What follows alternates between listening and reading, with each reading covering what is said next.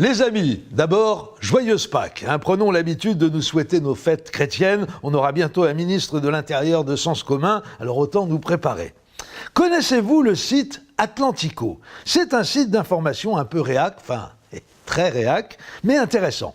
Et ce week-end, je suis tombé sur cette lettre ouverte adressée à Jean-Luc Mélenchon et signée par un certain Benoît Reski, ancien journaliste de gauche quand c'était à la mode et qui est devenu très de droite depuis qu'une nouvelle mode a remplacé la précédente. Un profil à la André Berkoff, on va dire. Et dans sa lettre ouverte, Reski fustige l'un des clips de campagne de Mélenchon diffusé la semaine dernière à la télé et qui est censé nous projeter un an après l'élection du candidat de la France insoumise. Écoutez ce que lui écrit Benoît Reski.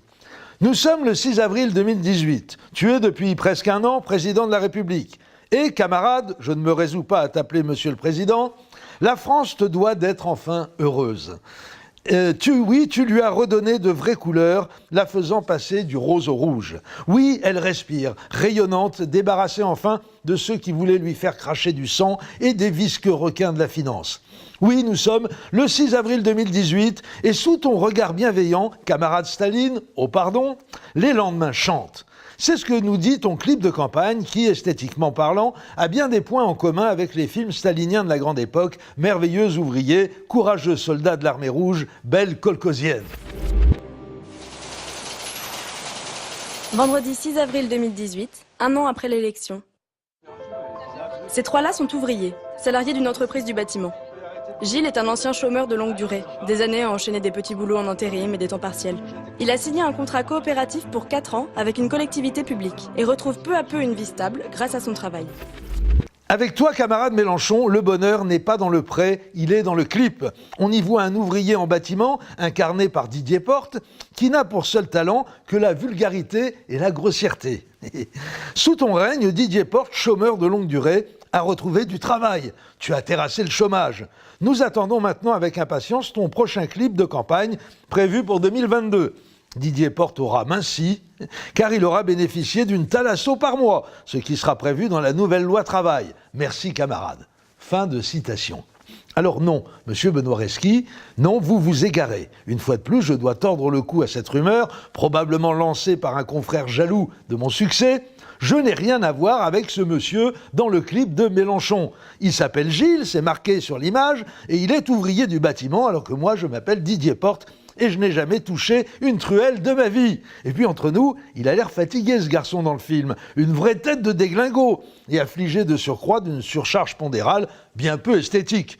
C'est une épave, faut le dire. Alors que moi, jugez par vous-même, je pète la forme, svelte, affûté même on peut le dire, prestance, et joie de vivre. Voilà, désolé monsieur Reski, on vous aura mal renseigné, il ne faut pas croire tout ce qui est écrit dans les lettres anonymes. Je vous le dis tout net, vos insinuations sont grossières, pour ne pas dire vulgaires.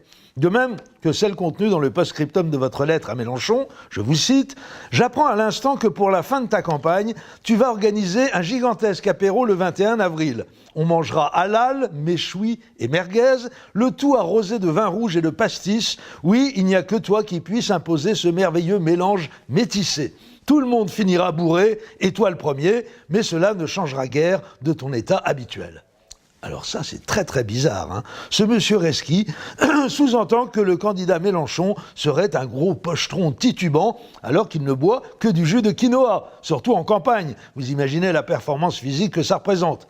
Étrange insinuation, au point que si on y ajoute les méchouis et les merguez, on est en droit de soupçonner l'auteur de cette lettre d'y avoir projeté quelques-unes de ses propres obsessions ou même peut-être addictions.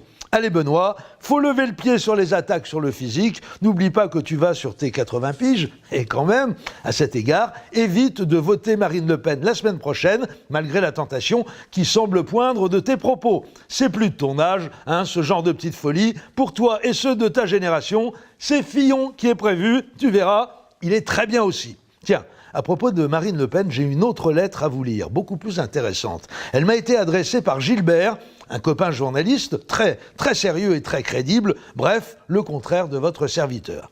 Salut Didier, voici une petite histoire vraie qui pourrait t'amuser. Tu te souviens sans doute des révélations du Monde fin 2016 selon lesquels le cimentier franco-suisse Lafarge, qui a une grosse usine en Syrie, avait passé un deal avec Daesh pour continuer à faire tourner sa cimenterie et vendre du ciment, y compris aux groupes terroristes, en échange d'une très grosse contribution financière sous forme de péages et autres impôts de guerre versés à l'État islamique. Il se trouve que ce deal avait été supervisé par le chef de la sécurité du groupe Lafarge et que ce mec appartient au Front National. Il y est même jugé si respectable et digne qu'il figurait en numéro 5 sur la liste du FN aux dernières municipales à Paris.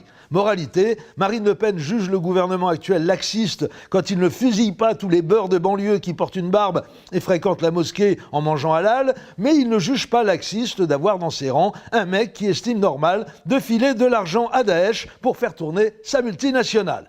Comme quoi, même au FN, on peut s'accommoder avec les terroristes pour le plus grand bien du grand capital. C'était ma contribution aux recherches sur la largeur d'esprit des dirigeants du FN. À bientôt, signé Gilbert. Conclusion, au Front National, ils sont pragmatiques, donc prêts à gouverner. C'est pourquoi, en tant qu'authentique ouvrier du bâtiment, qui a bon espoir de trouver un boulot chez Lafarge, je vous le demande solennellement, votez Marine Le Pen. À lundi. Non, je déconne. Oh, je déconne. À lundi.